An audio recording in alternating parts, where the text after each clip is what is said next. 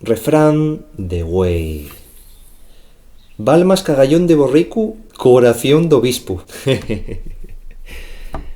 En este caso, tiene una explicación, porque tenemos aquí escrita.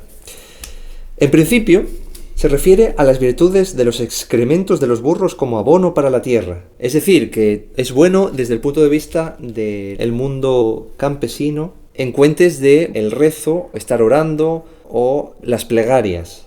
Val más cagallón.